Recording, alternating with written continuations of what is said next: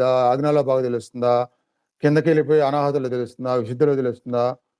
ఇక్కడ తెలియాలి అని మీరు అనుకోవద్దు.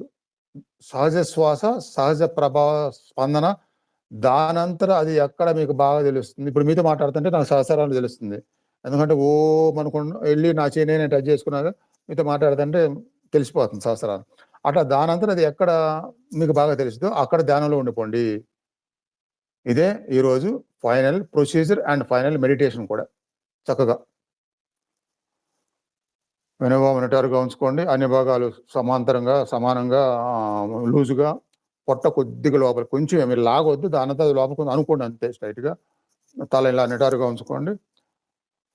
ధ్యాన ముద్ర ఉంచుకోండి. లేదంటే ఆది ముద్ర ఉంచుకోండి. లేదా 2 చేతులు ఇలా ఉంచుకోండి. కంఫర్ట్ ఎలా అయినా. నేను చెప్తూ ఉంటాను ఓంకారం. మీరు కూడా చెప్పుకుంటూ ఆ ప్రాసెస్ చేయండి.